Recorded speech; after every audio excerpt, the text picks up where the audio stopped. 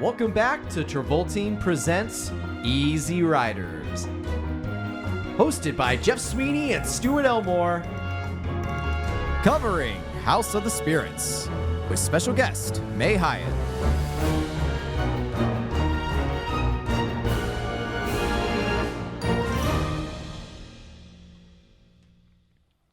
It is me, notoriously Chilean actor, Jeremy Irons. No, Jeff. It is me, notoriously Chilean actor, Jeremy Irons. I am a senator of the Chilean parliament. The Conservative Party. The Conservative Party. We will defeat these communists and overthrow the government. And meanwhile, kill my daughter's, the father of my daughter's child. I don't know. Can I, before we do anything, introductions, just read the one-liner for this movie? Yes. A rancher, his clairvoyant wife, and their family face turbulent years in South America. Wow. If I read that, it would be, let's get Jeremy Irons for this. Yeah, I'd be like, let's get Jeremy Irons. The clairvoyant wife will clearly be Meryl Streep. The daughter who will be Winona and the Ryder. clairvoyance will be a major plot line in this movie, and we'll definitely talk about it for the latter half. Yeah. Welcome to our episode on the House of the Spirits, folks. You listened to our episode last weekend on Age of Innocence. Yes. And before that, Bram Stoker's Dracula. 2 back-to-back hits. Yeah, 2 back-to-back hits. And even the movies prior to that, still really good. And 2 back-to-back period pieces. 2 back-to-back Very period telling, pieces. very important. And now we are also doing a period piece, but Yes. a period piece taking place in the 70s. Well, it's mostly Well, set over like 60 It's years. Yeah. You're right. Long time. Because doesn't it first starts off in like 1940? The first part is 1926. Yeah. Oh it's my like, God. It's like post World War I. How fucking old is Jeremy Irons' character? He's old as He's shit. ancient. But yeah, the movie starts in the 20s and makes its way all the way to 73, which is when the big twist of this movie occurs. which we will talk about. We're joined this week by first-time guest May, who we're very excited to have on the show. Hello. Dear friend. It's the record. I'm honored. So I'm curious, what was the reason you picked this movie? I remember I just sent you the list, and you were pretty quick to say The House of the Spirits. You know, I don't know. We were at a bar. Yeah, we were at a bar. Weren't we? We were at Big Joe's, and I looked up if she had any lawyer movies. Yeah. And I don't think so. The closest one is The Crucible, which is kind of courtroom-ish. Yeah. But That might have already been taken. it was taken. And then I was like looking at her list, and I really don't know what compelled me to pick this one. I didn't read the plot, or if I did, I don't remember. But aren't you so can't tell. glad that you did pick it? I really am. Like, I definitely am a changed person, and I never would have watched this movie otherwise. Yeah. Man, you watched this movie about a week and a half-ish ago. I did. A long time before today. Yeah. I just Considering. remember I had not even at this point watched The Age of Innocence yet, the movie we recorded last week. And out of nowhere, I just got a text from you that just simply said, God, I have to really scroll back for this. You guys, We send a lot of presidential memes. We do back send Yeah. a lot of presidential memes. I'm looking at the one of Joe Biden morphing into Lyndon B. Johnson. what? I don't even want to know the context. You texted me on February 1st and said, just starting The House of the Spirits, and this movie is not at all what I thought it would be. And then 2 hours later, that movie was fucking crazy. Well, I think Like I said, I had not yet watched The Age of Innocence. So I'm like, what is coming down the pike? I think I sent the first text when the psychic stuff started to happen. Oh my God. Yeah.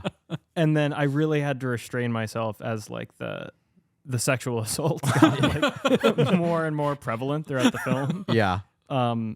Yeah. Throughout my notes, there are a lot of notes that just say deeply troubling. But yeah. So, That would say that's like the overall theme of this movie. Deeply troubling. What's your favorite part of this movie? When Glenn Close dies and then just is never mentioned again? Or She dies after being insulted the entire movie. they just keep roasting her. Shut up. They just keep lighting her up in the DMs and then she just dies. Okay. Before we get too deep into the plot, I will do our everyone's favorite segment, the context corner. Yes. So this is based on a book by Isabel Allende, who's a successful Chilean writer, author, I should say. She's written, several other books such as City of Beasts, but this is her biggest contribution to the literary world. Mm-hmm. And the book is pretty well regarded. And people have been trying to make an adaptation of it for quite a while. Book came out in 1982. That was gonna be my question. How much time had passed since the Chilean coup and the book being released? The book comes out 9 years after the Chilean coup of 1973. Okay.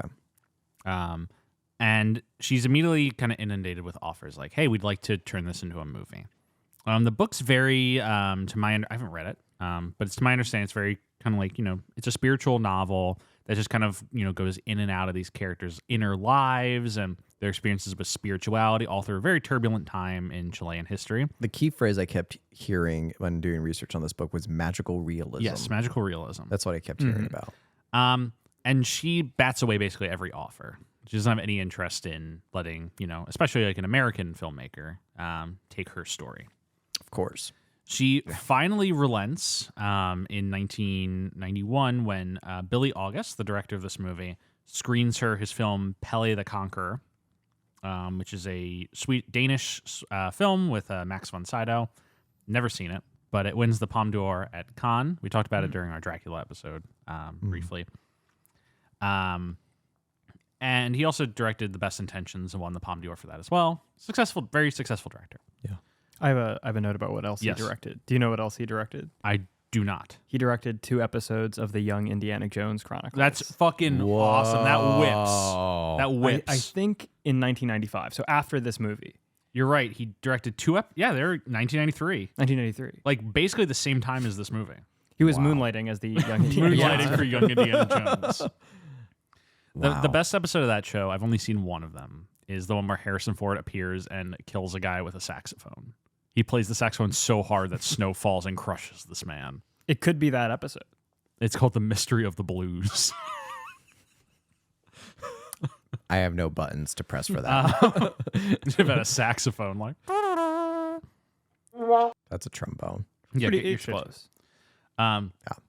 Anyway, but Billy August screens her his movie, and she's like, "You have the soul within you to capture my work on the screen." And Billy August is like, "I will not let you down." He then proceeds to cast all white people as the Chilean characters in the movie. Yes, he does. Do we know what she thought about that? I actually have been trying to find out. I bet she loved it. You think so? No, definitely not. Like, because it's so I don't know. There's no There's nothing Chilean about the movie. No, besides the workers. That's true. Yeah, the only thing, the only Chilean representation are of people of the lower class. I mean, do we even think that they were Chilean? They may not have been. Yeah, they've just been Latino or I mean, it feels like this movie could take place in the French countryside, and very little would be different. Yeah, this movie basically feels like everything she was trying to avoid in an adaptation of her novel. And I kept thinking throughout this movie, I wrote it in my notes, this feels like this is the most movie adaptation of a book I've ever seen. Yeah. It's so obviously everything that can go wrong with a book adaptation. Mm-hmm. Because you lose all the internal thoughts and logic of the characters. Yeah. It's so fragmented.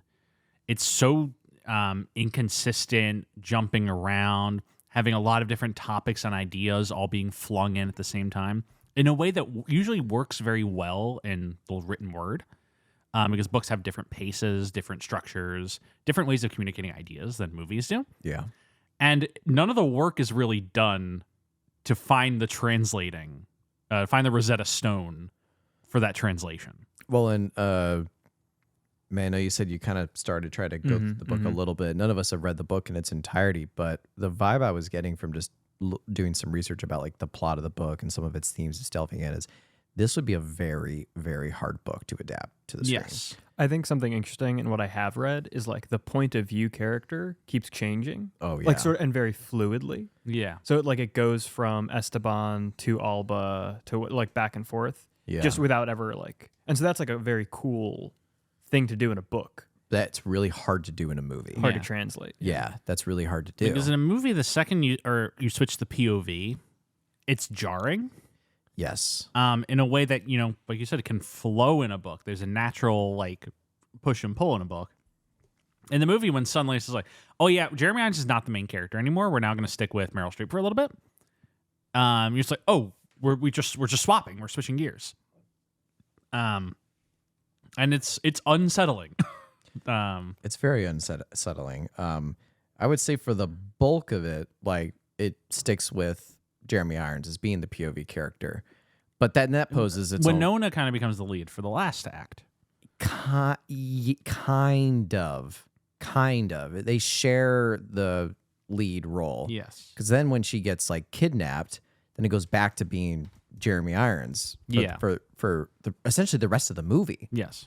So like she does take control a little bit in like the end of Act 2, beginning of Act 3, but then once the coup happens, it goes back to being Jeremy Because Irons. Meryl Streep is the top billed actress on the movie.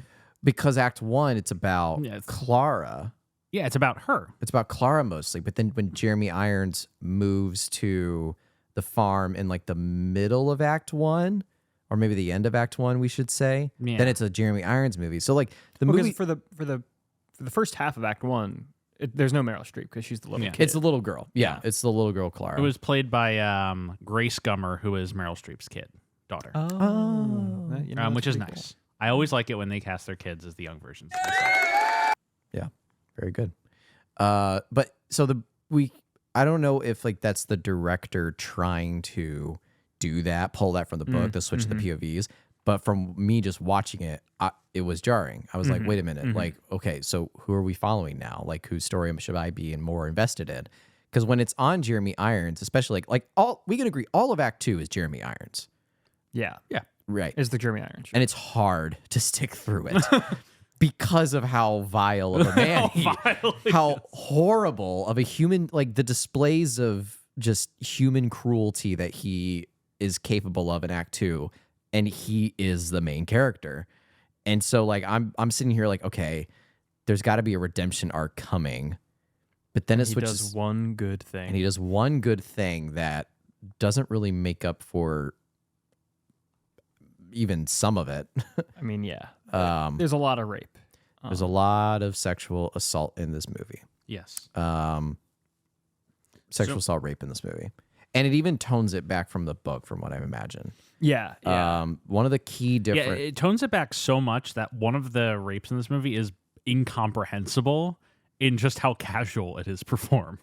Well, I'm saying there's... we'll get to it. And this is jumping ahead a little bit, but Blanca isn't the one, Winona Ryder's character, she's not the one that gets kidnapped and goes to jail. Is she not? It's Alba. It's Alba. It's I the did not know granddaughter. There's another generation in the book. Oh, that's crazy. Yeah. Because Clara does die, like it says in the book.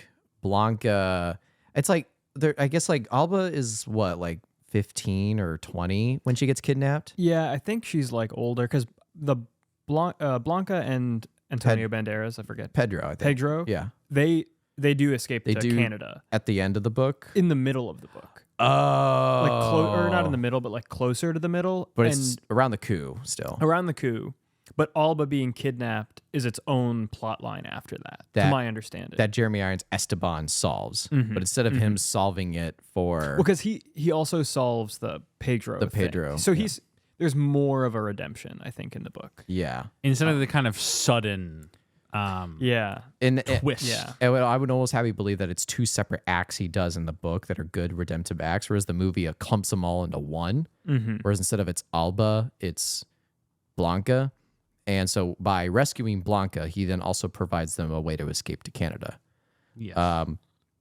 which nullifies his redemption even more. Sorry, I know we're getting straight into the plot, but that No, it's worth talking about this stuff in context. all of this to say, I just imagined it's really hard to adapt this book, Yes. especially with the. Did you read the telekinetic bit in the book? No. I actually don't know what that looks like in the book. And I don't know if it's calls back to it multiple times Because they like, really don't call back to it. not in the movie. Jeff and I were texting. I mean, I guess we're getting into it. Like, Yeah. I thought in the Winona Ryder sexual assault scene, she was going to use like the Force and like break out. Yeah, In like a Rogue One moment. Right. Yeah, Didn't happen. That would have not been the cool. case. didn't happen. Yeah, That would have immediately seriously elevated the movie. Yeah, because there's at least like the clairvoyant stuff mostly goes away, but at least like Meryl does appear as a ghost at one point, and So- it's like I will be with you through everything. Don't the force die. will, Well, the there's- force will be with you there's two always. there's two powers being displayed here. There's clairvoyance. Words not make one great. Yes. There's clairvoyance Stuart. and there's telekinesis. Stuart, yes. And The Force you would the use. telekinesis doesn't come back, but Meryl does still display some clairvoyance. At some point, she sees Glenn Close die and come back, Yeah. and she sees the parents die Yeah. in the train accident. So it calls back to that a little bit. But beginning of the movie, Clara, 9-year-old girl, or however old she was, moves a cup over. Yeah. Yes. And No well, one freaks out about it. Well, she lifts the table also. Yeah, the Yeah. table that lifts is the last time we see telekinesis in this movie. About 30 minutes in. And nobody calls any attention long to movie. Or it felt Yeah, really very long. long. it. Very long, yeah. It's only like 2 hours 20 minutes. Yeah, Felt like 5. Yes. yeah. But I want to quickly talk about the Winona context Yes. of this movie. Yes.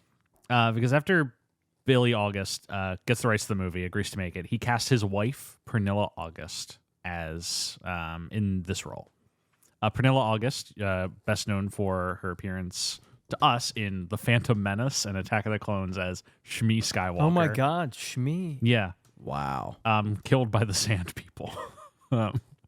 May she rest in peace.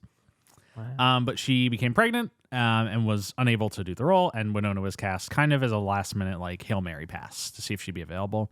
She was interested. She wanted to work with Billy August, who was respected, and also just be in this adaptation of a well-respected enough book. She had a good time working on the movie with Billy August. Kind of described him similar to how she described Scorsese in our previous episode. Very casual. Just like a pleasure to work with, a real artist. She did, however, have some difficulties on this shoot, aside from the working relationship. Mostly kind of dovetailing with the fact that this movie corresponds with the end of her relationship with Johnny Depp. They break up immediately after this movie finishes filming, which was kind of the most high-profile relationship she'd been in. Public eye was all over it. It became a very big Say it was a big gossip tabloid scandal. It was to say it got a lot of press. Yeah, I'm not even gonna say scandal, but just like it became a big deal for her. Yeah. And that kind of coupled with the difficult shooting conditions for the second half of this movie, Yeah. where she, described very much just being trapped in a room. You have a blindfold on. You can't really see. There's only so much faking you can do for a torture scene. At some point, you do actually have to get hit, she said. Oofta. So it was just kind of miserable conditions to be in, as much as she enjoyed the collaborative aspect. Where was this shot? It was mostly shot in Denmark, but also they shot it partially in Portugal. So they actually No didn't shoot Chile. this in Chile or anywhere in South America, Cool. which is great. Very good look for this movie. Yeah. Do we know, was Chile still under like fascist dictatorship? Okay.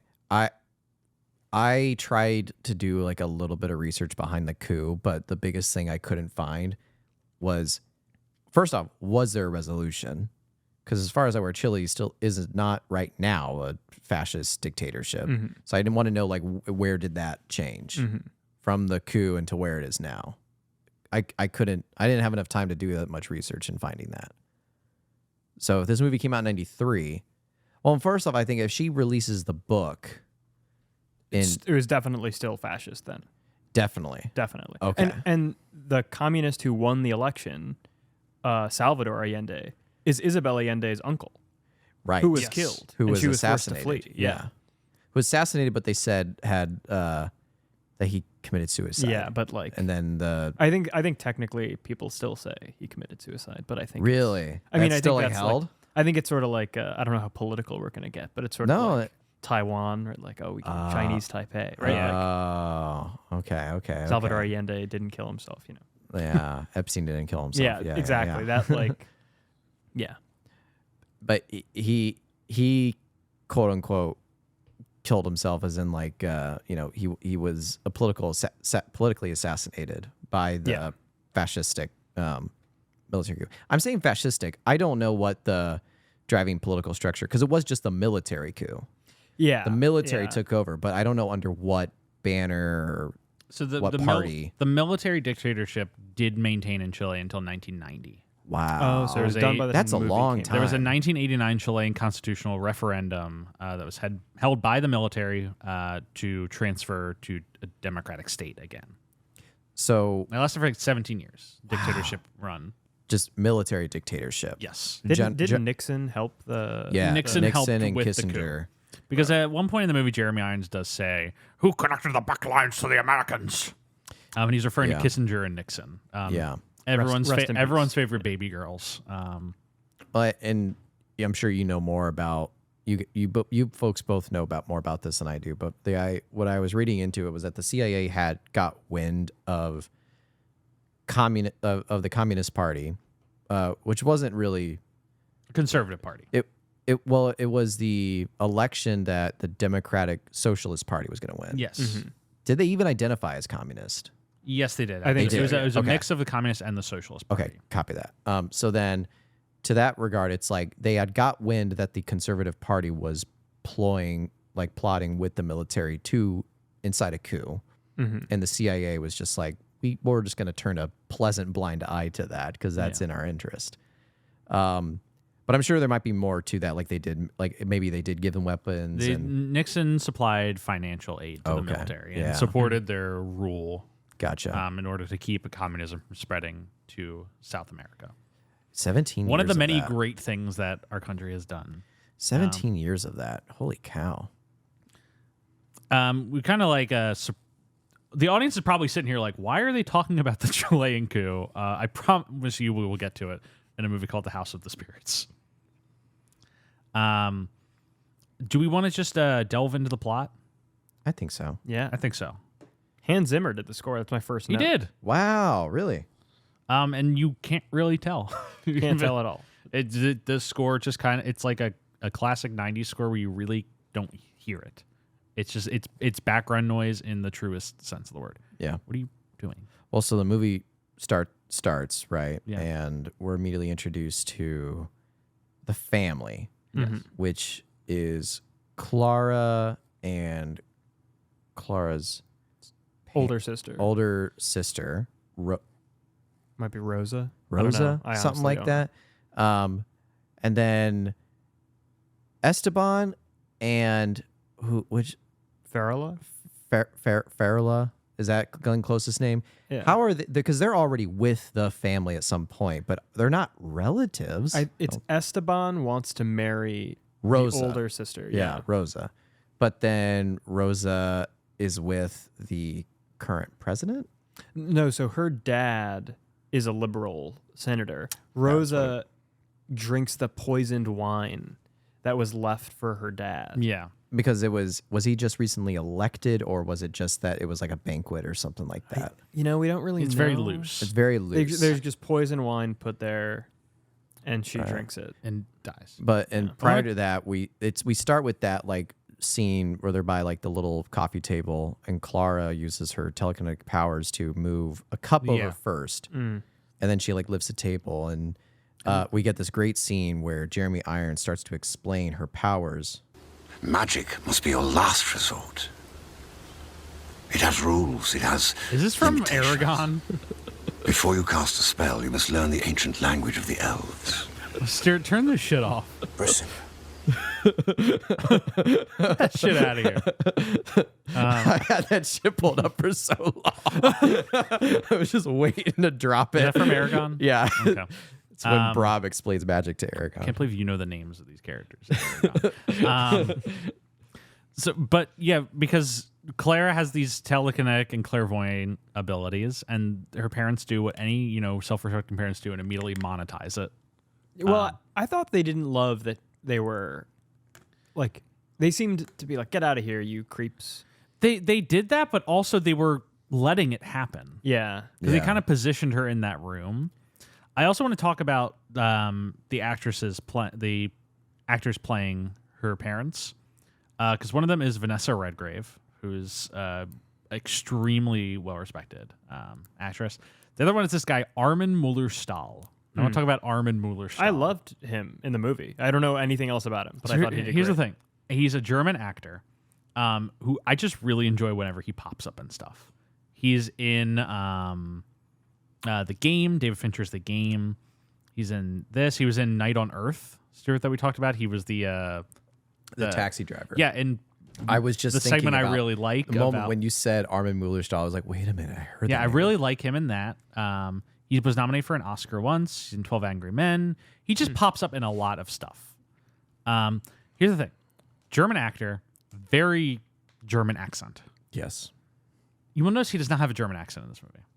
Does he? I feel like he doesn't speak much. Oh, that's because he's entirely ADR'd. That's Yeah, all. he's by a dubbed. different actor. And he's not the only one, Yes. by the way. There's a lot because they have some Spanish-speaking actors in this movie that they just dub in English. And you'll notice it's a scene with political figure that Jeremy Irons tries to get to marry Winona Ryder. The liberal, Luxembourgish. yeah. You'll notice when Luxembourgish. he says his lines, it doesn't quite fit. That's because he's saying all of his lines in Spanish. They just had an awesome. English actor overread his lines, which Yeah. is crazy. Yeah, Weird thing to do. yeah. So yeah, we meet this this weird politically adjacent family with the telekinetic girl. She has a vision of herself marrying Jeremy Irons. Right? That happens? Yeah, or she knows that she's going to be with him. Yes. And her sister dies after drinking the poison chalice. and she has a vision of her sister dying. Yes. And her mom says this. I thought was interesting that she doesn't have the power to provoke events, only to see them. Yeah. Which I think is interesting because it's like, how does she know that? How does the mom know that? I Right. don't know. Because we never see Meryl try and stop something from happening. Right. Yeah. It's almost like it's a thing that it's like a train that's on just one track that you can't get it off the rail. It's like you see it coming and all you can do is just brace for it. In the logic of her powers. Yes. And so when her older sister Rosa dies, is it actually Rosa? We should probably. Yeah, I have no idea. I'm trying to find out, and she's like not on the cast list. Oh shit, really? Whatever. Oh yeah, Rosa. It is Rosa. You're right. Okay, big. It's Rosa. We've been Good on us. correct. we know. And so when Rosa dies, Clara stops speaking. Yes. And Esteban's just like, He goes back to the mines. Well, he yearns had for the come from the mines. mines. He yearns for the mines. Yearns for the mines. I like that. There's a tweet where people are like, 1924 Congress outlaws child labor in mines. 2024, the children play Minecraft. They Minecraft yearn- becomes like the biggest selling They game. yearn for the mines. Repeal the law. But yes, he goes back to the mines, and then there's a time jump. Yes. Well, wait. Because he's now a successful owner of a hacienda. I think he buys the hacienda Yes, in you're right. in 1924. Yeah, he buys the hacienda. He goes out there, starts a farm. And it's in this segment that we're talking about where we Which is 1926 to 1946. yes, and it's this segment where he's riding a horse one day. Crazy scene. Just like he sees a woman and he just swoops her on the horse. she runs. She runs She away. runs. Yeah. And then he Doesn't say anything. speeds up the horse, just swoops her up on the horse, goes somewhere remote, throws her on the ground, and rapes her. Yeah. Just rape Out of nowhere. out of nowhere. This is not set up at all. No, there's no. He just like has been denied his eventual bride, and then just decides, all right, yeah, it's crazy. yeah.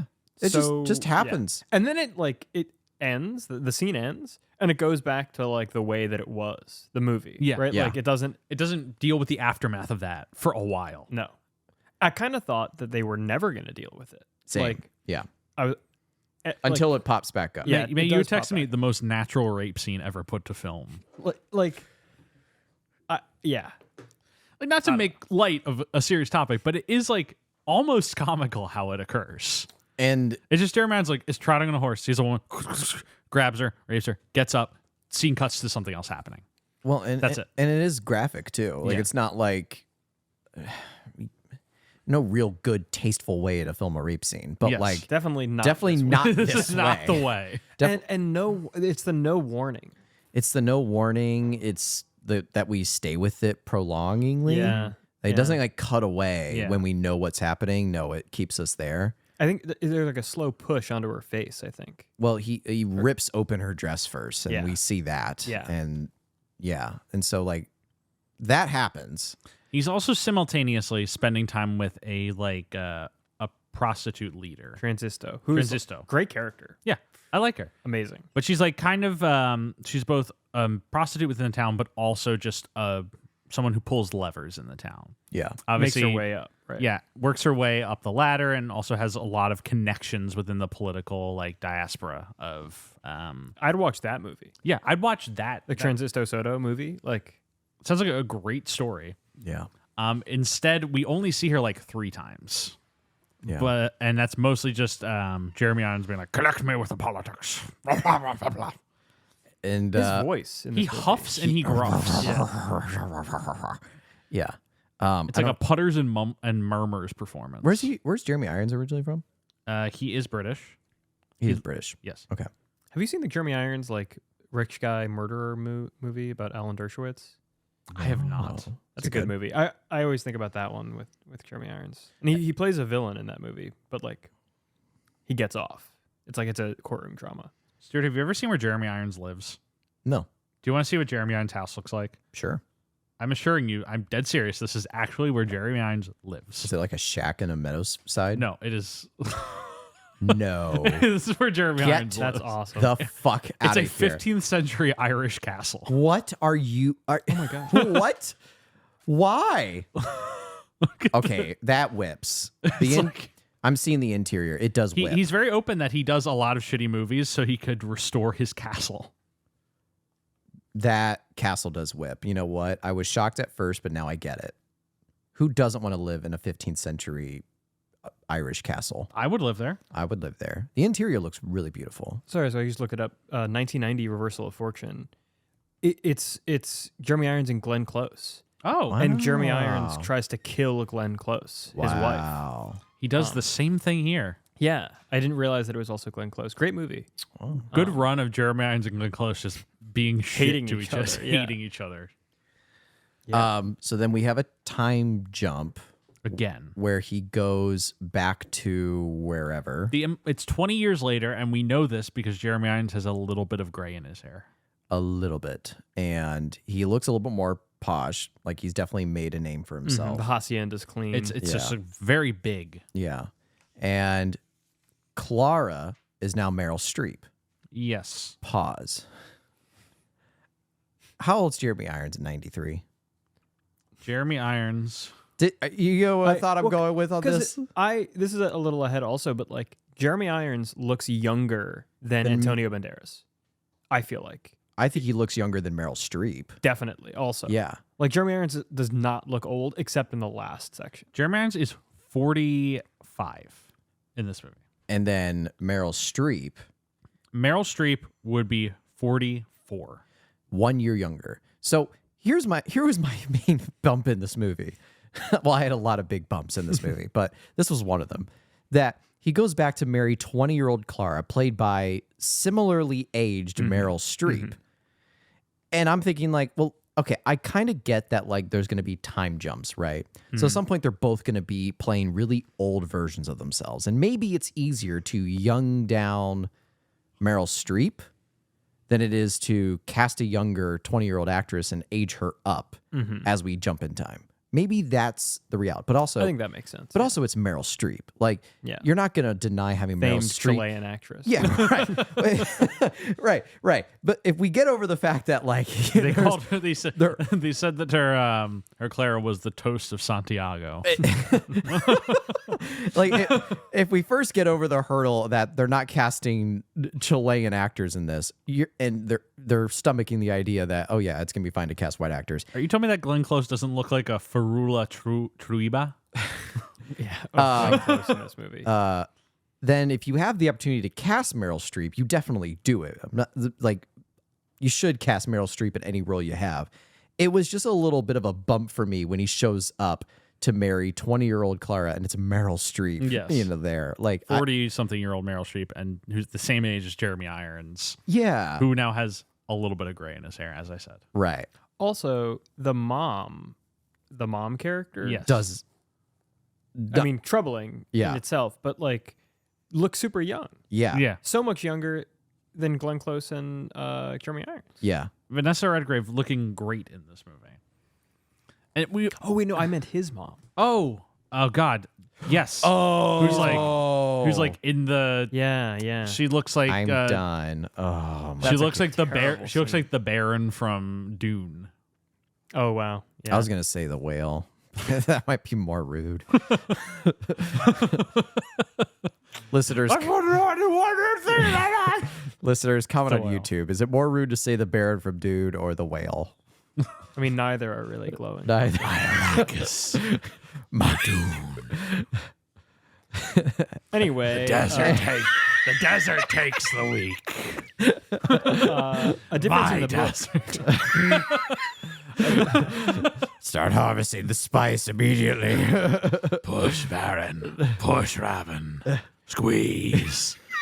Squeeze. Okay, great. The Harkonnens have ruled to All right, I muted Jeff. Jeff is being muted. A difference that I noticed in the book is when Clara speaks for the first time, it's not saying like hi to Right. Jeremy Irons. It's her saying Jeremy Irons is going to come back and marry me, Yeah. which I feel like hits so much harder, Mm. right? Like if it's just like her and her family and saying like, whoa, I'm going Crazy. to get married, as opposed to he shows up and everyone's like, oh my God, you're talking. That scene didn't work for me. I don't know about you. It didn't work for me either because like I don't feel any impact of or consequences of her not talking. No, because it goes from I'm never going to talk again To she talks for the first time. Yeah, and there's never. Yeah. Yeah. And there's all and I guess it's like preordained that he's gonna marry her because there is no like conflict or like, well, maybe we should talk about it first. Like, no, it's like I'm here to come marry you. Oh, that's great. I love that idea. Yeah. And then how are we pronouncing Glenn Close's character name? Farrella. Shut the fuck up, Farrell. Farrella, yeah, Farrella. And so they immediately move into the hacienda, and Farrella asks him if she can move in with them because Farrella and Clara have a good relationship. Well, there's that scene at the diner, or no, it's not a diner. It's not a diner at all. Yeah, it's actually weird. It's set in 30s, but they go to like this is a 50s diner. They walk in there. There's like there's a woman named Flo. There's like 10 She's on different roller bars. skates. Maybe the least diner restaurant ever. But there's that scene. Great scene. I like that scene. Which one's The one where Clara's like, "It's okay. She speaks. You're my best friend. Yeah, You're gonna come live with us. You're gonna come live with us." And Farrell just starts crying I've uncontrollably. never see. Okay, I did not know what direction this movie was going to go, and my first meeting thought was, "Oh, she's going to have an affair, like With Clara. with Yeah. Clara, Yeah. like or Clara's going to have an affair with Farrell." There's the confession scene. Yeah, Yeah, because we have established yeah, that the confession yeah. scene. I That's thought, oh my like god, the trailer on YouTube. yeah, When you click, I rented this on YouTube, and when you click the thing before renting it, it plays that scene. Which Wow. is like because Glenn weird Close scene to choose. is also established as having like lesbian dreams. yes, And so the thing that's so weird is if we pause the movie at this point, you ask me, what do you think this movie's about? And I'm like, all right, it's called The House of the Spirits. We have some telekinetics. We're in Chile. Farrell having feelings for his or her husband or brother's wife. Yeah. I'm like, okay, here's the movie. She starts having an affair with Clara. Yeah. In his anger, Jeremy Irons kills her or casts her out. Yeah. She returns as a spirit In the to house. in the house to haunt the family, and using her, clairvoyance, Clara has to kind of reconcile with her and expel her. Is that where we thought this movie was going? Maybe not that in the deep end. 100% where I thought this movie But was I going. definitely thought there's going to be some there's going to be a lesbian affair I was go on. convinced that's There's where going the to be plot family was going. drama. Like they're going to Yeah. like I thought they're going to live this whole life to the point where Jeremy Irons would almost kind of know about it, but unspokenly keep denying it and shove it down to the point where you can't deny it anymore. And then I thought it was going to be a cultural homophobic thing where maybe someone in the government finds out, ruins his career. That's what the direction I thought I was going with. More not so much mysticism and more family drama-esque of it. Because You didn't predict the fascist uprising. no, that you should see the text I sent to Jeff about it. I got to pull this up because I sent May a screenshot. that's right. You did send me a screenshot. What the fuck is this Yeah. movie? It was so. Hold on. There's the first thing. Okay, I actually texted you a lot of things about this. Okay, so I said, wait. So let me get something straight. Clara, who was 5 years old when Jeremy Irons' character was 20, is now supposed to be Meryl Streep getting married to Jeremy Irons, and Who then looks the exact same. right, and then. All that you Stuart, remember when she had telekinetic abilities? And they aren't. Oh yes, and clairvoyant. I'm sure that's exactly what this movie is going to be about. And all these white actors are playing Chileans. And I sent him the poster to the 1993 movie Alive, which is about the Uruguayan soccer team that gets crashed in the Malays, all played by white people, including our beloved Ethan Hawke. And then I said, literally the same year, blah blah blah. Wait, so are they not going to bring up the whole telekinesis thing ever again in this movie? And I just sent him a smiley face. And then there's a third act reveal what this movie is really about. Oh boy. And then An hour and 20 minutes later, you text me. what the fuck, Jeff?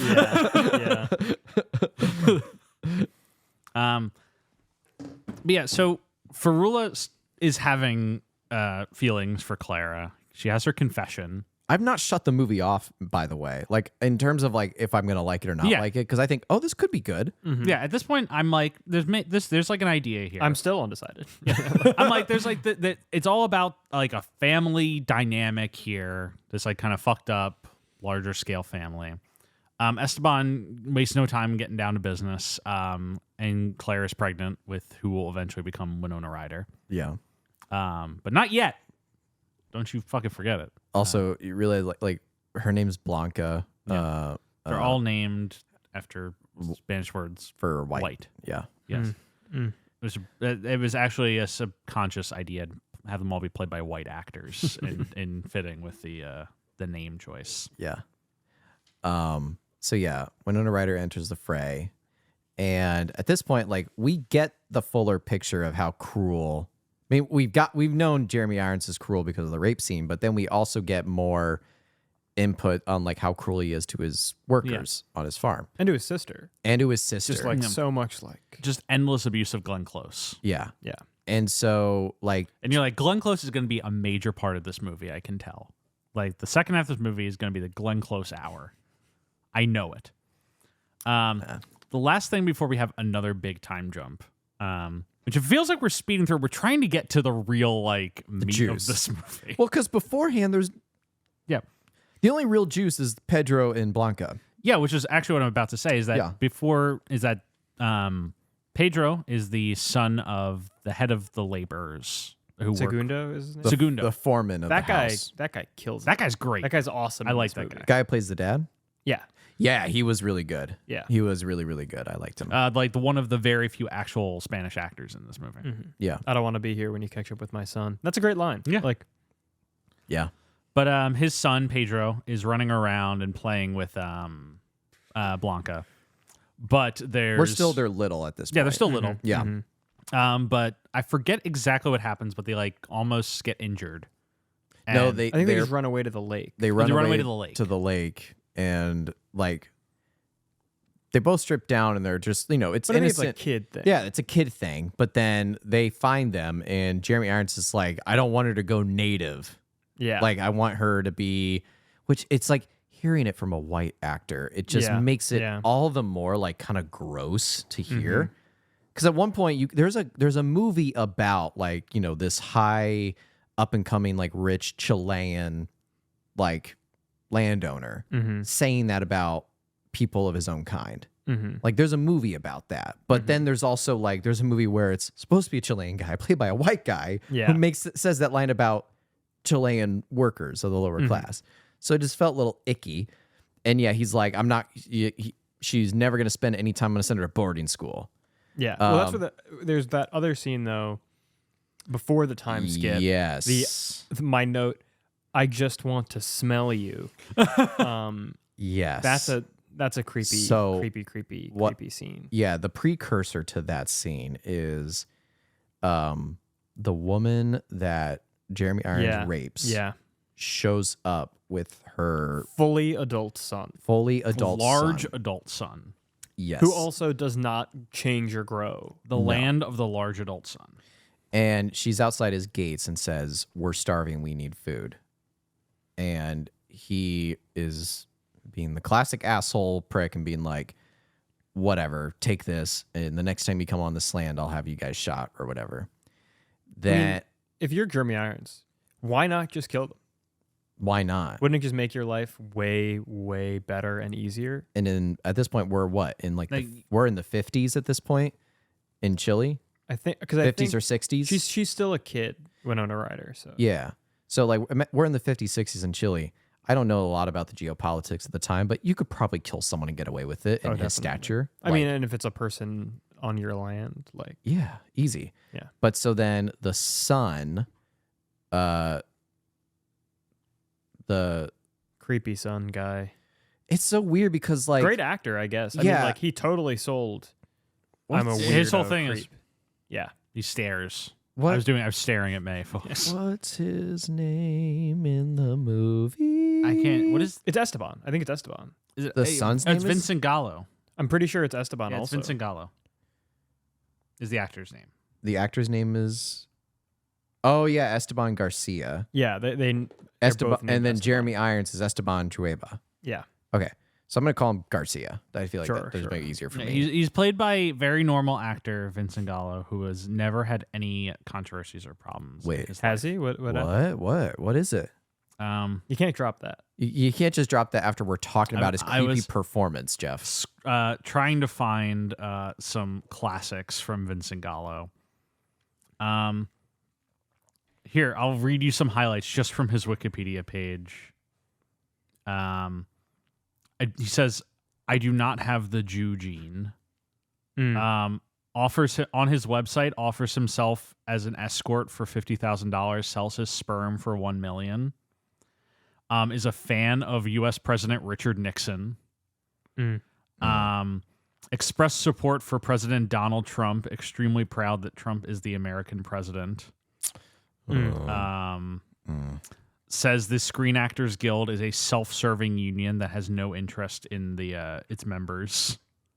Just a very cool guy. Wait, the first line on his Wikipedia page: following a childhood working for the local mafia, Gallo began his professional career as a Formula 2 motorcycle racer.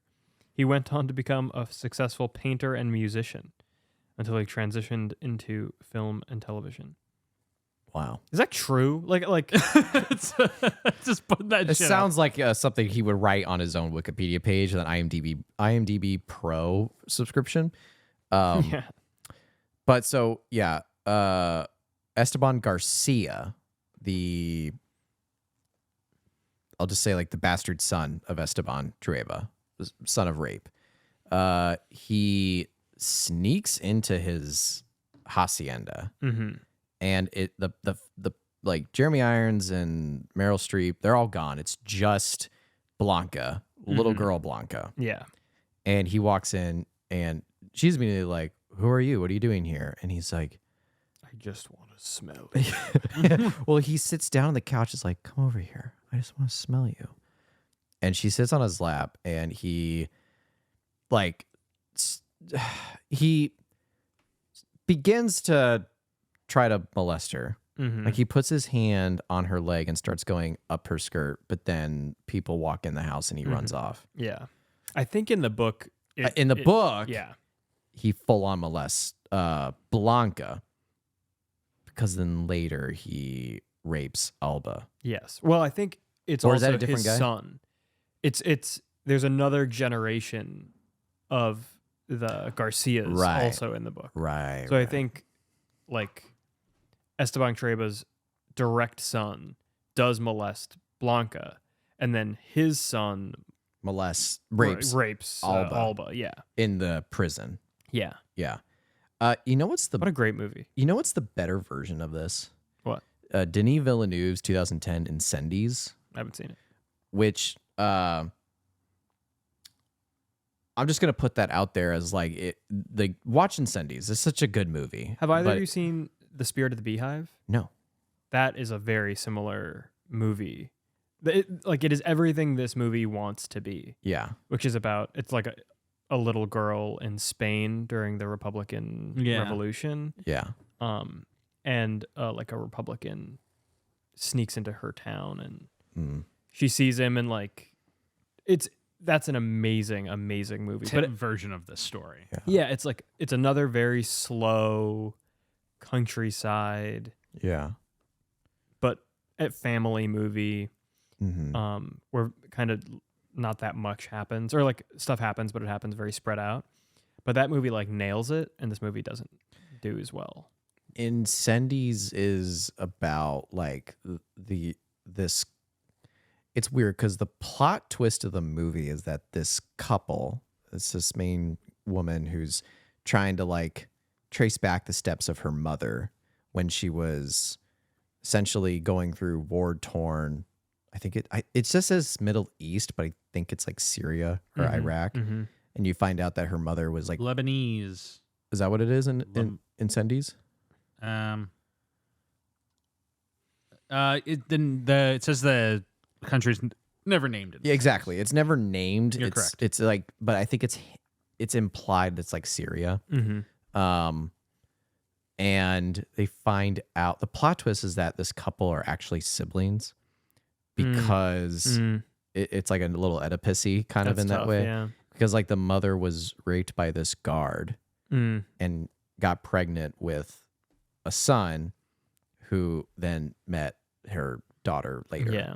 Yeah. And so it's got that Oedipus-ness to it. But it follows along the same trend of like generational trauma through a geopolitical chaos in the background, which this movie doesn't do. Doesn't do it in the remotest sense, but I just put that out there. It's like that's like where that's the movie that lands all the beats that this movie completely misses on. So at any rate, yeah. Esteban Garcia, creepy guy, almost molests Blanca in this movie. Actually molests Blanca in the book. Yeah. And then it's the time jump. Yes. Right? That's when we get Winona Blanca. Yeah. Winona comes in this movie about 50 minutes in. How do we feel about Winona in this movie? I don't know if she's the best casting for this role. Well, you think? I don't think she's bad. I think you're saying that in a sense of not just like the whiteness, obviously, but I agree with what you're saying. Like, I don't think she's bad in this movie. I think she is a talented actress, as we've been covering. And she has like a level of talent and commitment that makes it hard to be bad and non-committed. Yeah.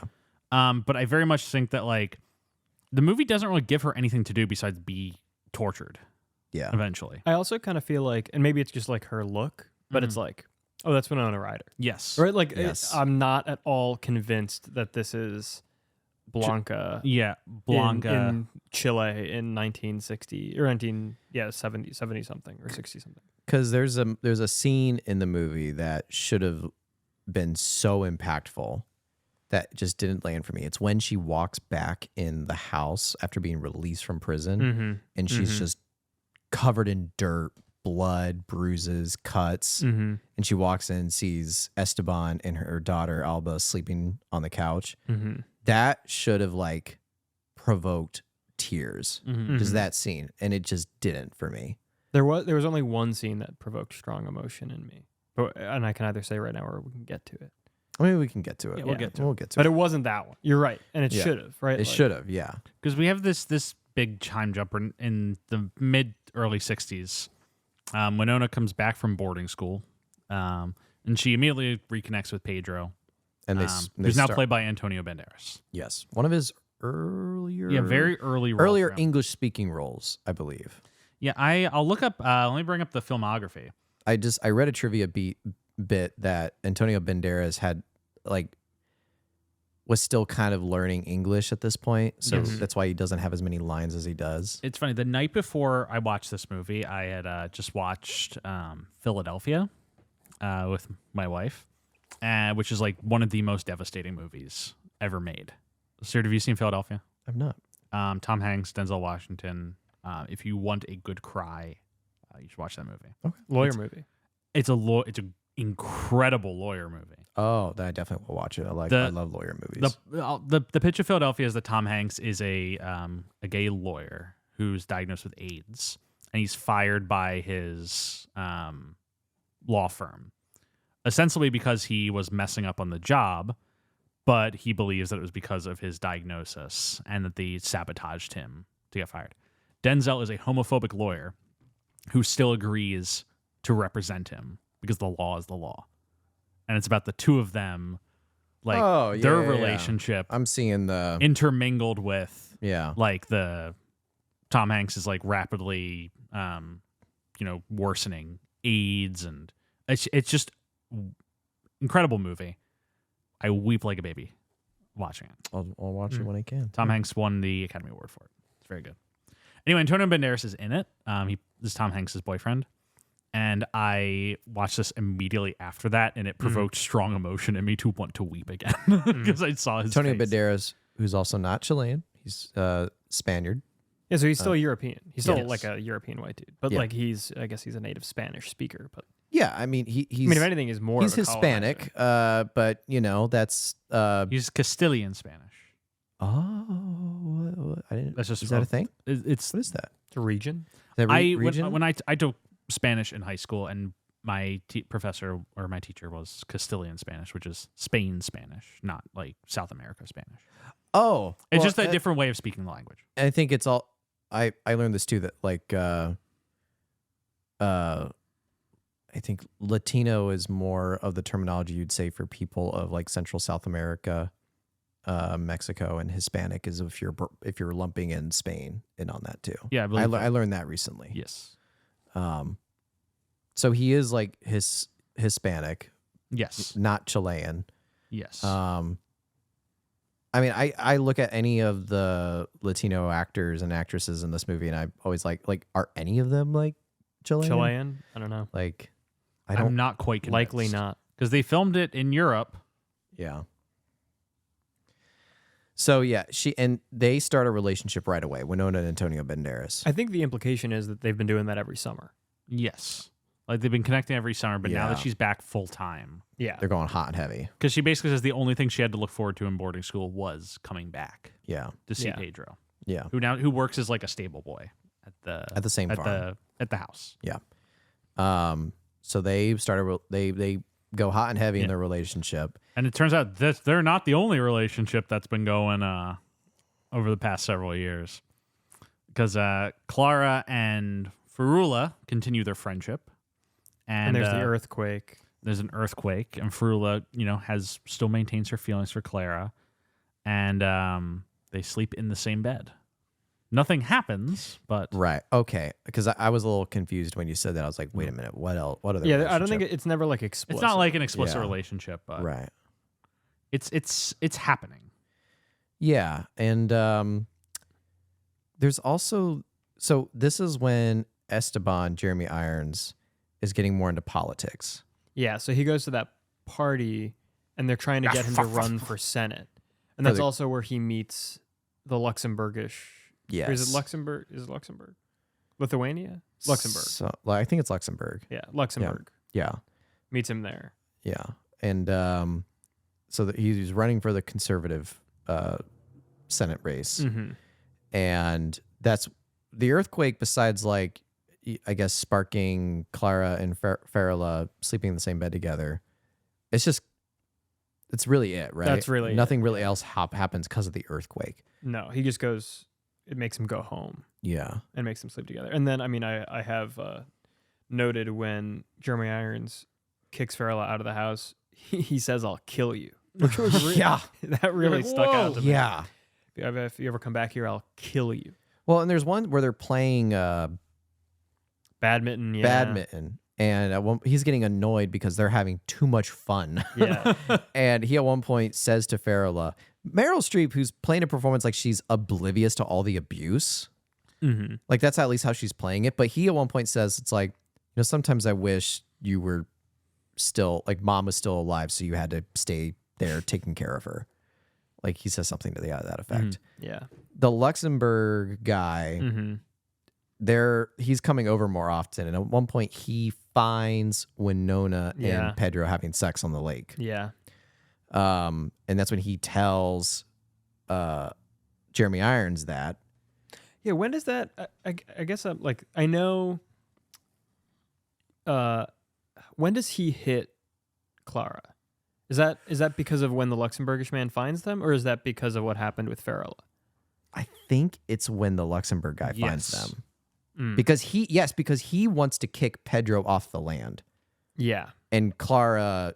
Oh, because Clara knew, obviously. 'cause Clara she can see the knew. future. Yeah. I believe Clara actually hits him when they discover Winona and Pedro. Yes. Yeah. Right, that's when it happens. And then Farrella dies somewhere in there. They throw Farrella out, and then they're having dinner one night. At this point in my notes, I wrote Jeremy Irons is a whole ham sandwich in this. Yeah. Yes. Like he's a honey roast. Yes, you must. We must stop the Communist Party. And yeah, We're bringing also, order back to this country. the Farrella stuff, that all happens before they stop talking to each other and before the Luxembourg guy finds Yeah. out. Because I do have the note, like when Farrella dies, it's like, wasn't Farrella banished days ago? It really feels like she was banished, like And she lost her will to live and died. yeah, like there's no sense of Time passing. time passing at all. I was going to say, like, for folks of the audience listening, if it just sounds like we're just naming plot points, it's because that's the pace of the movie. It's Yeah. just there's nothing behind anything happening per se. It's all just this happens and this happens and this happens and this happens. Thing is, I'm obsessed with how Farrella dies in this movie because like they're all just at dinner, and then the door opens. Farrella walks in. Oh, Glenn yeah, Close is just yeah. walking in the house, and she's walking towards them. And Jeremy Irons is like, "Farrell, after you, I thought I banished you from the home." And then Claire's just like, "Yeah." And then Glenn Close walks up and just disappears. And Meryl Streep's just like, "She's dead." And then it just cuts to them at like a little shanty. Did Esteban see her walk in? I thought Clara was having a vision. I thought so too, but her. I thought Blanca had the Yeah, vision Winona also. at least clocks her. Oh. Which is why I was so excited for the Rogue One ending scene. Yeah. She's picking up. She crushes Vincent Gallo Like with the that's- force. That would immediate 10. That movie, that movie would have been 11 out of 10 if Winona Ryder had used force abilities like Malignant style, just busted out at the end. Yeah, it would have been really awesome. But they just cuts to them at a shanty, Yeah. and Claire like opens the door, and Glenn Close is just dead in there, and she's like, "Oh, my dear Farrella," and then we never mention her again. Farrella, Glenn Close, out of the movie, never mentioned, never spoken of, no picture, just gone. We've wrapped up that plot line. I was, like I said, so convinced that, all right, it's called the House of the Spirits. Here we go. She's going to be the spirit that's going to like kind of, it's like the legacy of the family. No, none of that.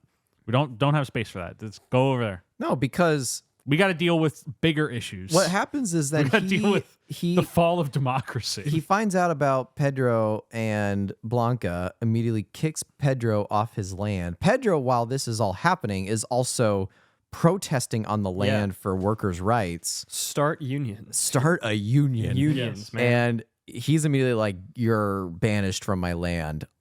In the words of Grima Wormtongue, under pain of death. He whips him.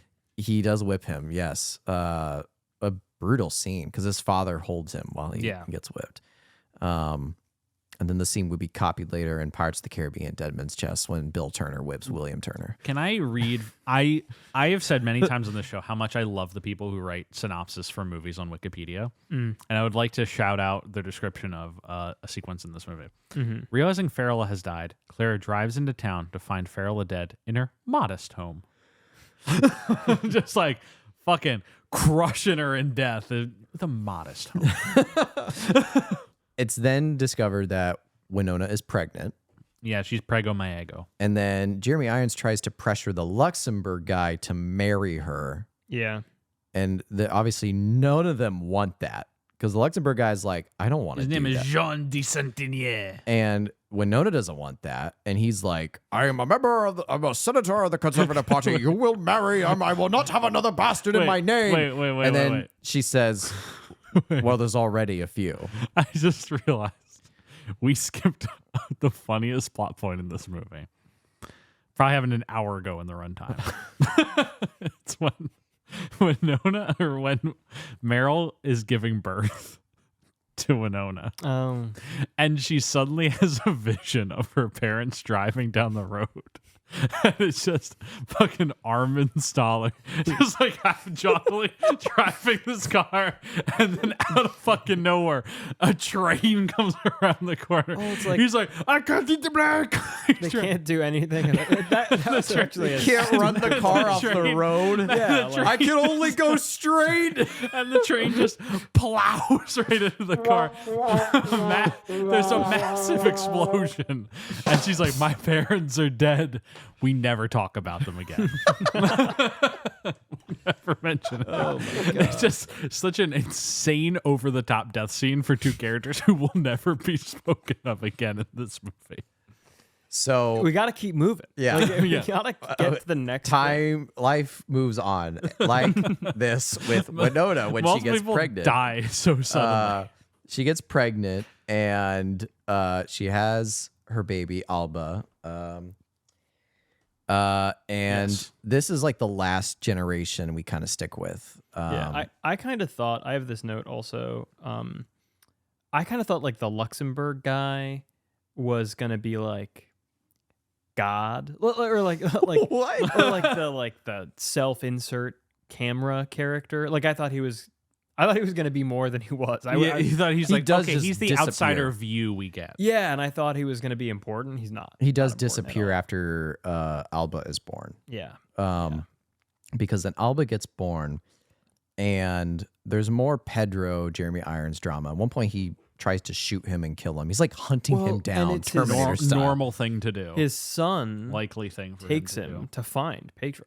Yeah, And then denies him the reward. his bastard son. Yeah, and it's like, are you asking for this guy to kill you? Right? I was like, when is the bastard son gonna kill Jeremy Irons? Yeah.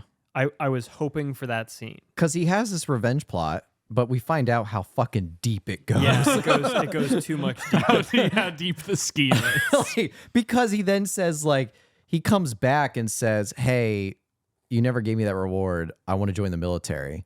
Yeah. And he's like, I'll call the academy tomorrow. I'll get you a scholarship.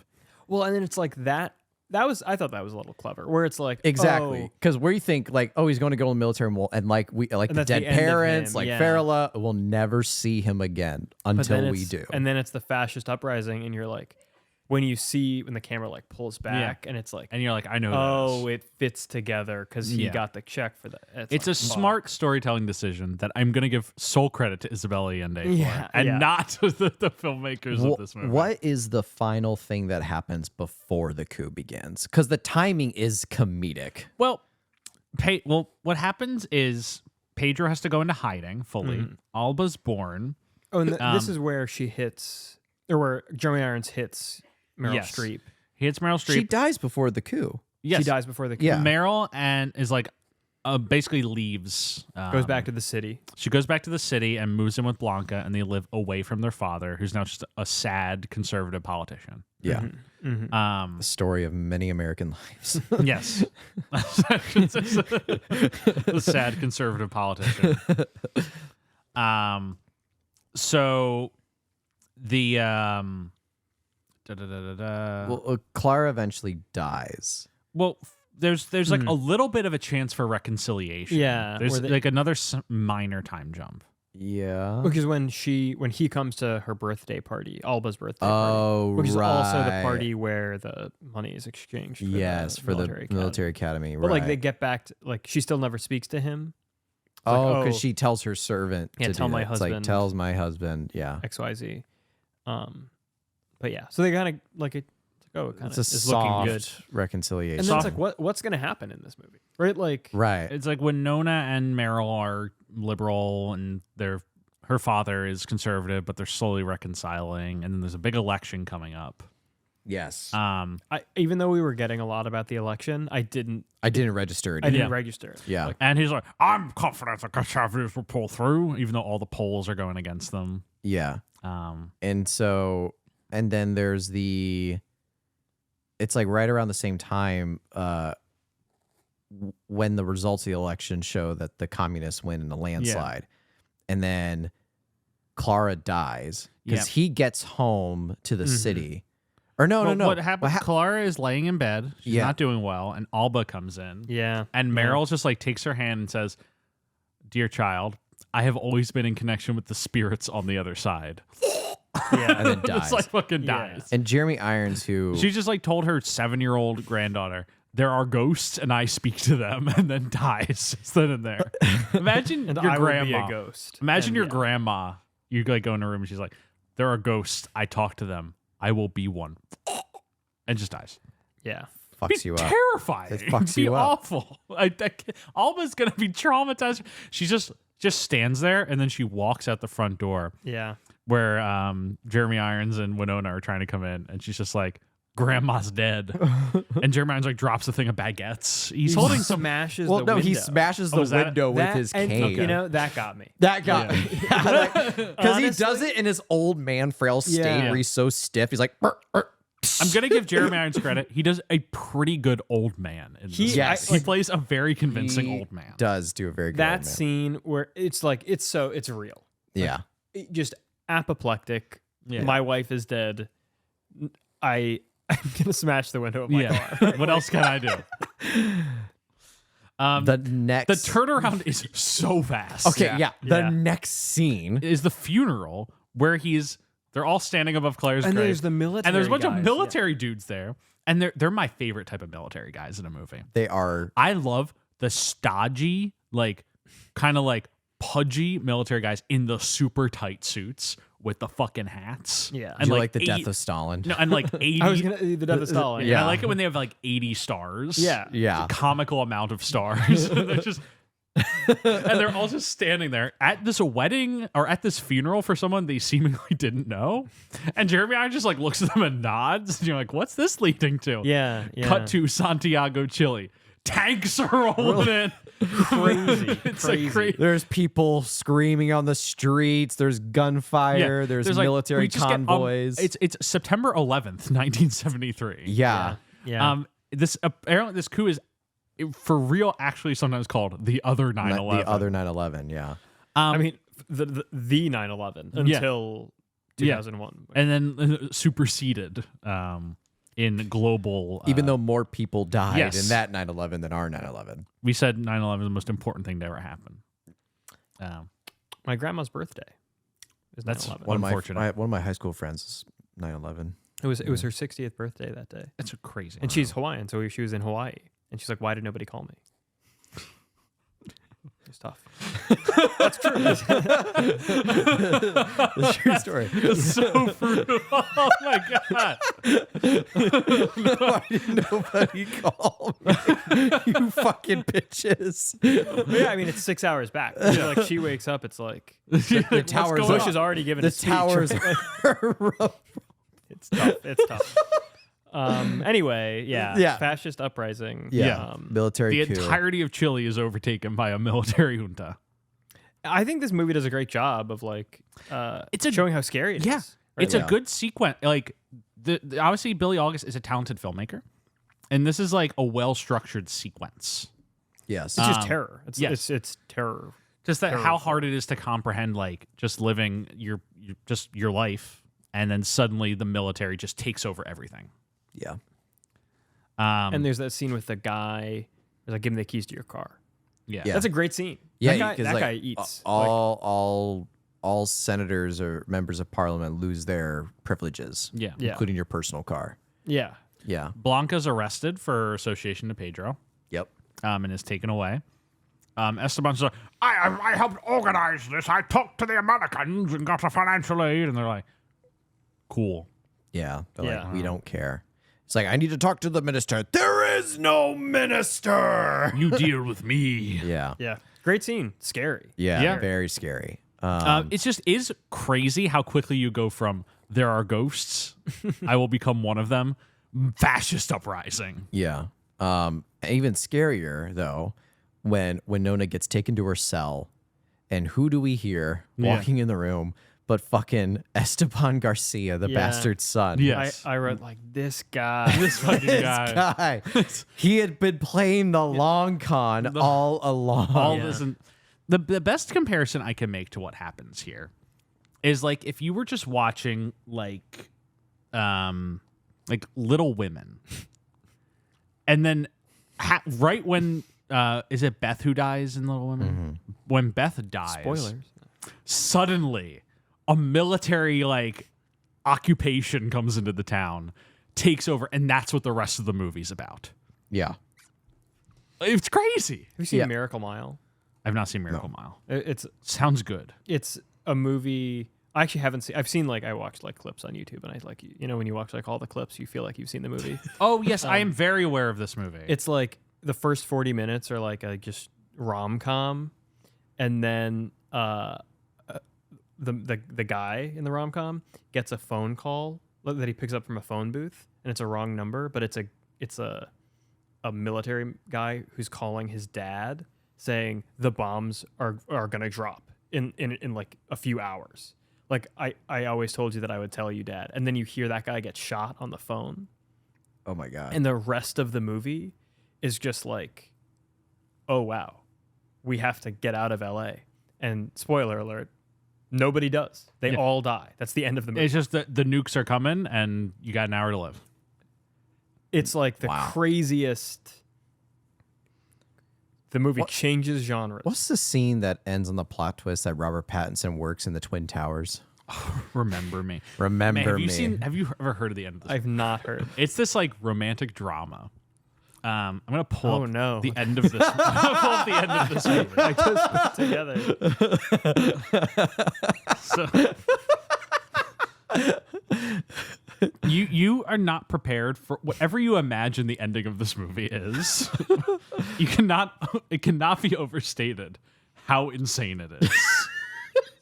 This is just how this movie ends. Oh my God.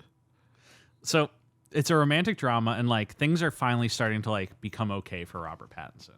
And then, don't worry, he's just looking out over the city he loves, just enjoying a day.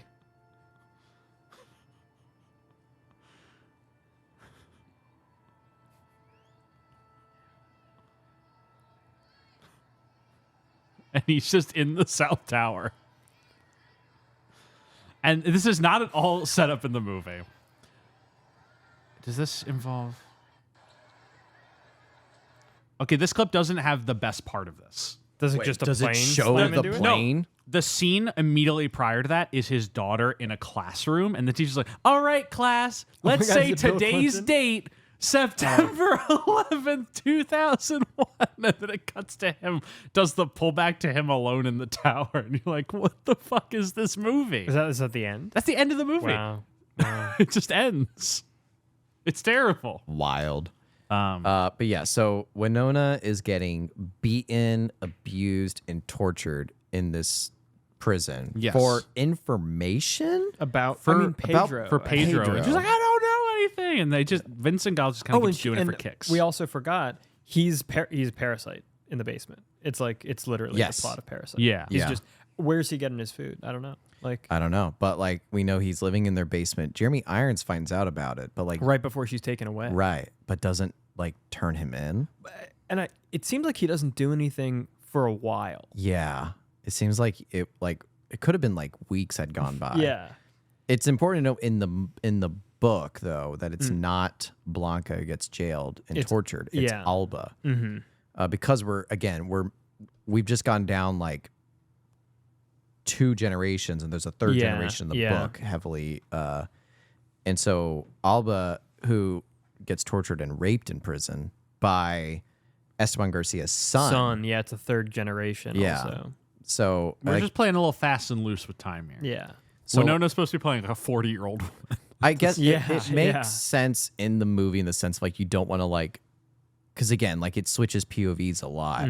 So like if they did another generation worth of stuff in this movie, it just would have really convoluted a lot of things. Yeah. Like something else that doesn't really make sense to me is like, so great sequence getting Antonio Banderas to Canada. Very good tension. Yes. Good Yeah. tension there. But then at the end of the movie, Winona Ryder goes back to the hacienda. Yeah.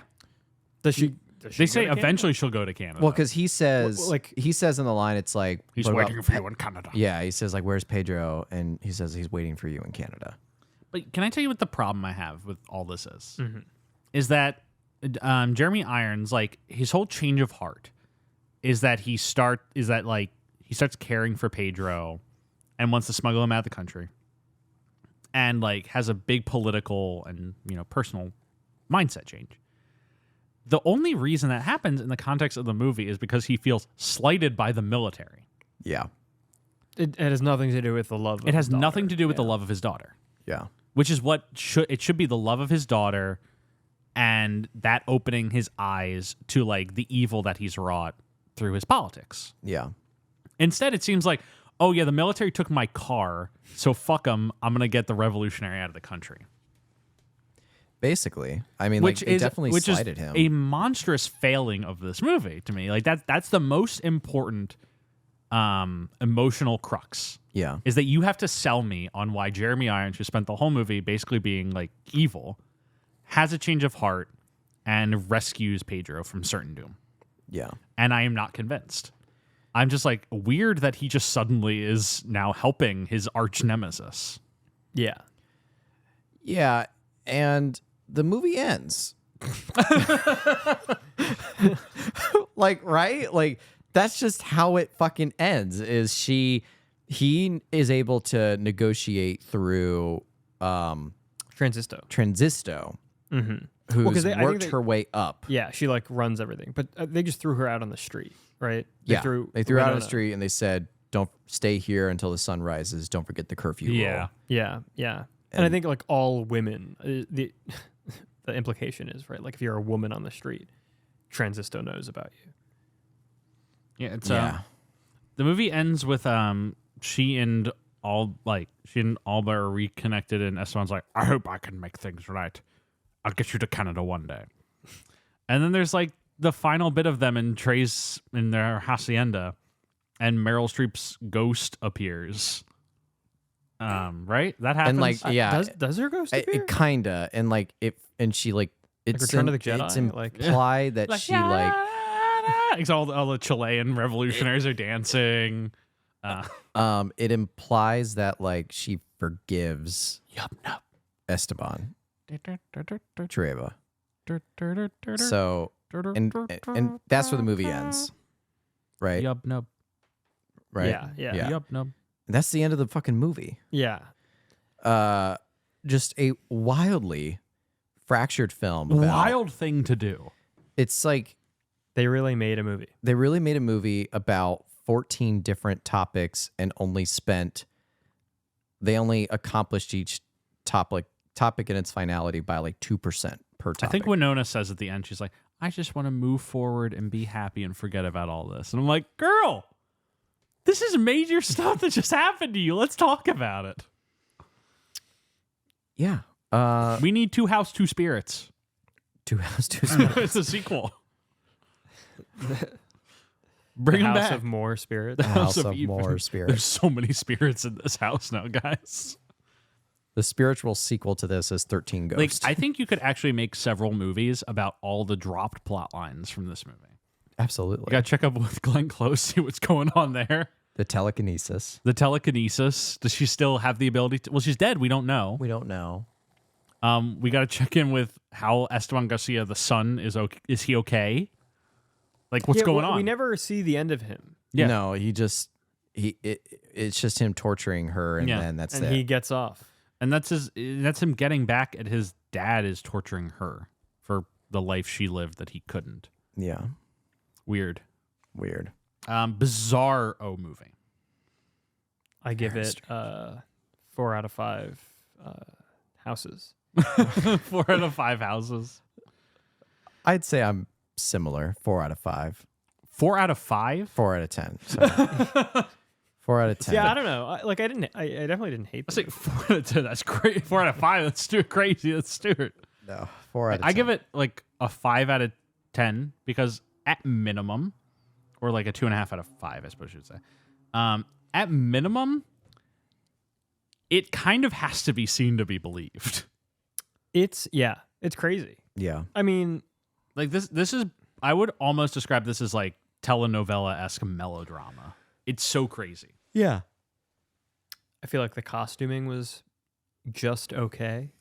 Everything Yeah. was There's acceptable. nothing to write home about except the plot. Which all comes from the book and is mostly kind of like fragmented and destroyed in the actual concept of the movie. Yeah. I don't think there was a single shot where I was like, wow, that's a Yeah. beautiful shot. And Hans Zimmer did the score and you barely even recognize it. I couldn't Oh my place God. I couldn't hum forgot. a single tune. Like, I know you mentioned at the beginning of the episode, and then I forgot. I forgot it was a it. You Hans forgot he was Zimmer in this movie. forgot it was a Hans Zimmer score. I'm looking at God.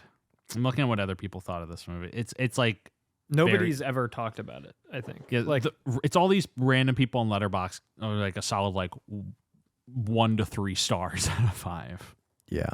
average range. It made multiple worst of the year lists. Wow, really? Yes, it's not really a setback for Winona because it flops. It's not like a disaster for her, but especially coming after 2 major successes with Dracula and the Age of Innocence, this movie is just like a big like kind of whatever for her career and the way she's perceived. And thankfully, she comes back basically immediately after this with some successes, but this is kind of just a wash overall.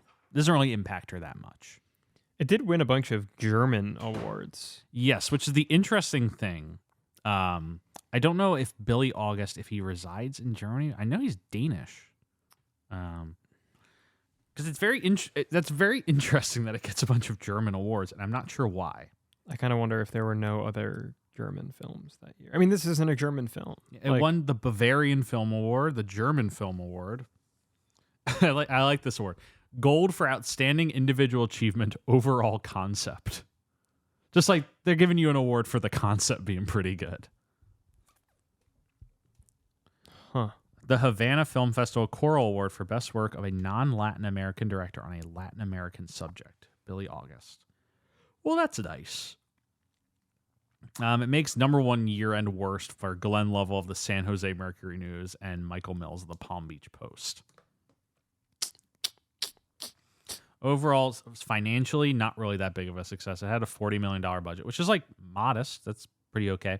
Makes 61, so probably barely, when you account for all the, Yeah. what the theaters take and marketing costs. Mm. Probably doesn't return anything for It was released in Germany, I see. Okay. Distributed specifically in Germany, theatrically. It was also released in the U.S. theatrically.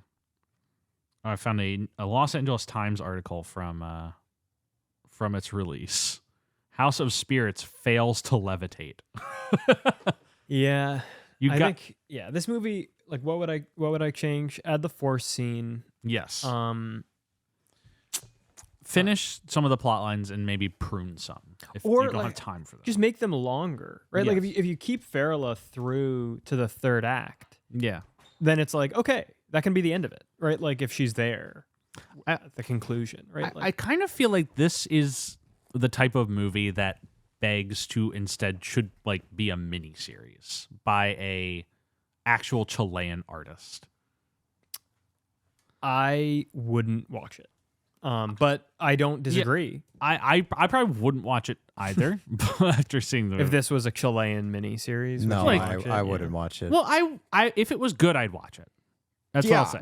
I mean, Yeah. no, I would don't watch want, it if I it don't was want to bad, Jeff. discount. I don't want to discount it just because it's like a miniseries. Like I'm not really a TV person, but The Like- geopolitics of the coup on its own, I because would like watch this is a very well respected, well liked book by an extremely prolific artist who has received multiple like national endowments of the arts, like medals from presidents and I just think that there are some books that have a really hard time being adapted to the screen. yes, All the King's Men.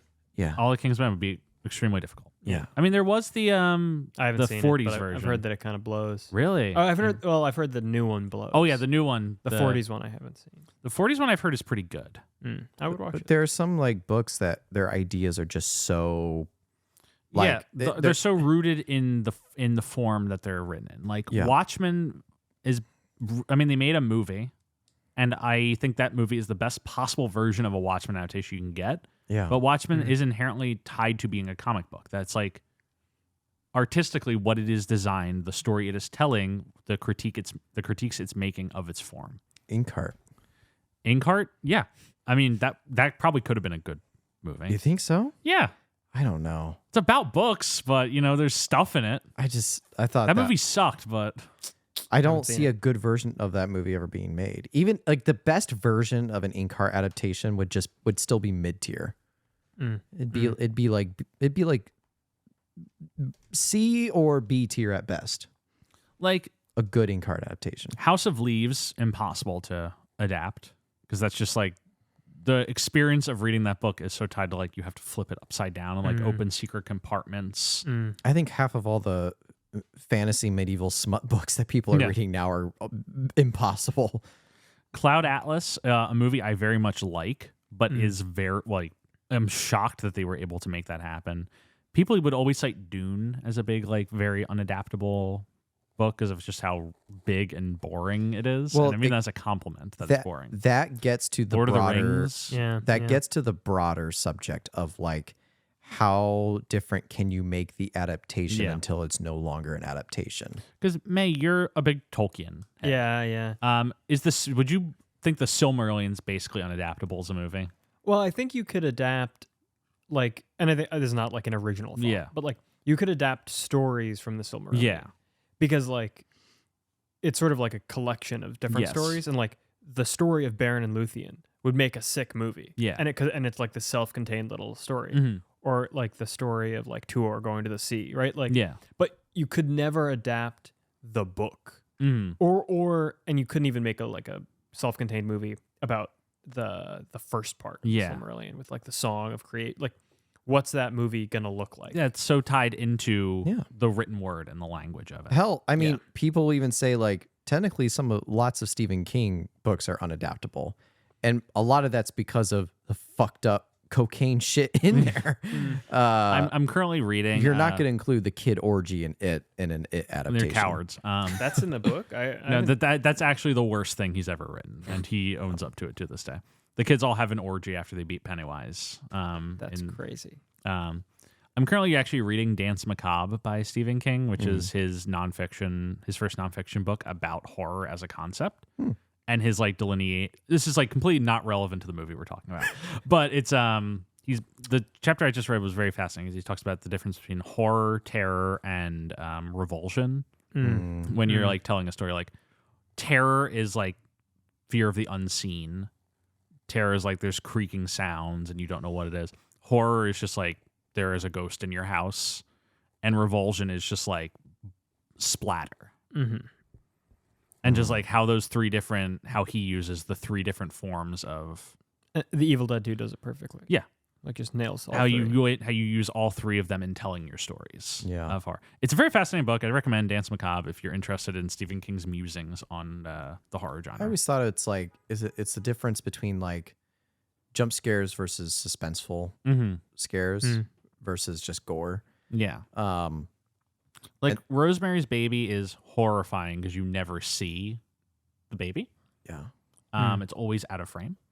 But you just know that there's something terrifying there. Jaws, similar. You do eventually see the shark, but it's the camera POV shark that scares you more than the shark itself. Whereas a movie like Alien, which utilizes all three effects, like you're scared of the alien. May I know you haven't seen Alien. We're going to rectify this very soon. We have to rectify. Actually, we have a good reason to rectify that very soon. We do, yes. Is it the next? Well, series? we have to talk about Alien Resurrection. I watched all of them last year, but we should do another Prometheus, Alien Covenant, Aliens, Alien 3, Alien Resurrection. I did them all last year. I'll probably watch some of them again before we talk about Resurrection. Was there a new movie? There is, yes. There's but Prometheus, Alien Covenant, those are all prequels. Yeah, but then there's Alien Romulus coming out this summer. Alien Romulus? Yes. Anyway. But when on a broader term, we were talking about book to movie adaptations. Yes. And my only point is it's the broader conversation of like how much can an adaptation change to fit the form to the point where it's no longer an adaptation. Yes. There's that. I think the main conversations are that, and then also the conversation of like, do some things need to be adapted? Yeah, I was gonna say why. Yeah. Like why? Like here's the craziest one I can possibly think of. The Bible. Yeah. Can you adapt that into a movie? Many have tried. You could adapt stories from the Bible. But the Bible is so inherently, as if you remove any like context religion from it, as a storytelling medium, the Bible is very difficult to adapt. Mm-hmm. Yeah. It's a lot of different parables and stories and ideas that don't all interconnect to each other. That are so connected to being written. There's no line at the end of the book of Exodus. Like Marvel black screen. Moses will return in book of Deuteronomy. In Leviticus, yeah. Angel and I watched Pride and Prejudice 2005 last night. Yeah. And there's that scene. Great movie. Where he's like, forgive me. And then I paused. I was like, for my pride and prejudice. It's like, title screen. I forgot you had that button. That's crazy. This really is the house of the spirits. I think about the Family Guy episode where he's sitting in the theater. He's like, I love it when they use the title of the movie. He's in the theater and he's watching Superman. It's like, to defeat Lex Luthor, I must become Superman 4, The Quest for Peace. I love that. That's awesome. Yeah. But ultimately, like, I think that this story is not given any room to breathe. It loses so much through the adaptation form that it barely resembles like any of the ideas I think Isabel Allende is trying to share. I also feel like this is like the most disturbing movie that you could ever easily fall asleep to. Yes. Right? Like it's somehow both of those things at once. Right? It's the like tanks firing that wake you up. Yeah, and you're like, what? Like, is this a different movie? They changed the channel. Like, what happened? Yeah. Like Winona Ryder and kidnapped? What's going on? Weird. If you fell asleep during the first part of the movie, like with the kid and the poison and whatever, and then you woke up and it's like Winona Ryder getting sexually assaulted, you're like, what is happening? This is a different movie. There's no way this is the same movie. Yeah. It's just overall this is such a strange object. And it's one of the things that, I've mentioned this to you before, Stuart, but I like that we get to cover movies like this. Yeah, I do too. Because these are if we only did the hits on the show and we just went from like Beetlejuice to Heathers to Bram Stoker's Dracula, Age of Innocence, then we skipped to, I don't know, Alien Resurrection, Little Women.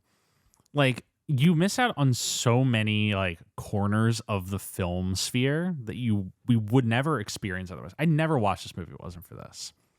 And so I like that through this show, like tracking Winona's career, we also get to kind of find these like weird objects. Mm-hmm. Like this movie is forgotten and best left forgotten. Yeah. because of, if they were to try and make this movie nowadays, all white actors playing Chileans, people would be like tried at the Hague for it.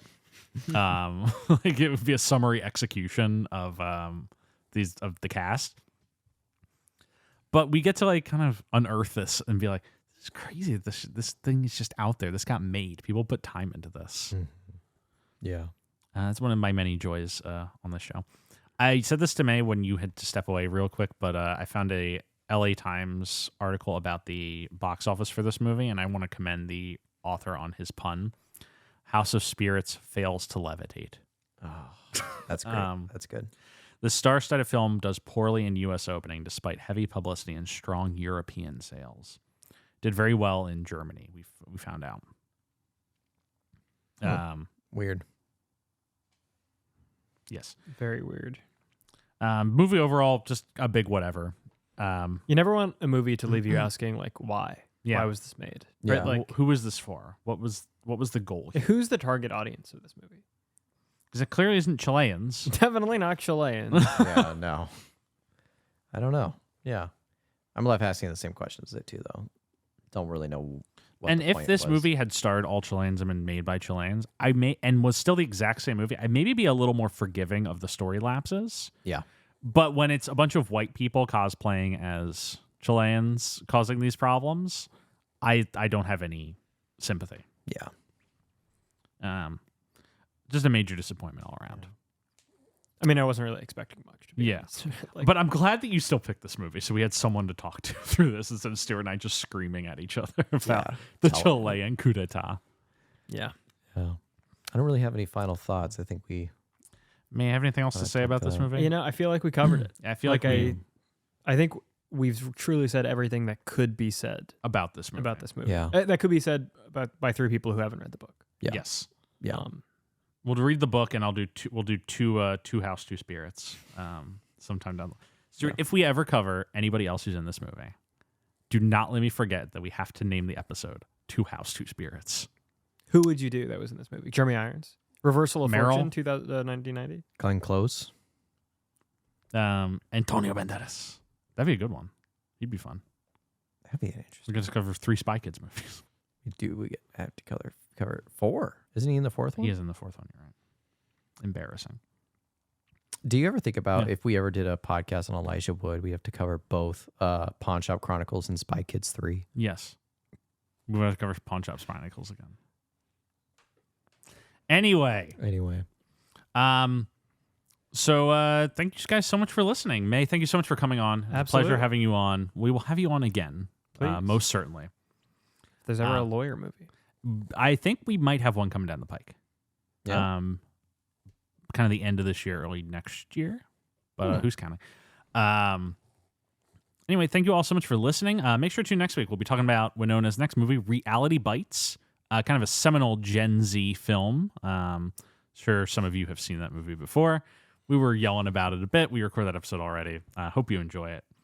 In the meantime, please remember to rate, review, and subscribe on whatever platform you're listening on. As a reminder, we're available on Spotify, Apple Podcasts, Google Podcasts, and YouTube. Pop it to our I sailed right past that. At Travolting Pod, Twitter, Instagram, BlueSky, and Threads. TravoltingPodcast@gmail.com. r/Travolting on Reddit. You find me on Twitter at Jeff W. Sweeney. Oh my God. We have a subreddit that no one has ever used. It's great. I plug it every week and hope someone will make a post on it. You have been checking it? I have. I think maybe one person made a post and I made a single post. Community not found. Yeah. We'll look at it later. It's okay. Yeah. Oh my God, did it like delete itself because oh no, it's still here. It's still here. I There must it have is. spelled it wrong. Oh, I guess I posted the Killers of the Flower Moon episode in it. That's funny. Someone shared a video of Tom Cruise doing the Saturday Night Fever dance. Oh, it's just Travolting. There's 5 members online right now, which I think is probably not true. Anyway, finally, thank you as always to Rebecca for our graphic design and Michael Van Bodegum Smith for the theme music that's taking you out right now. Have a great week, folks. See you for Reality Bites.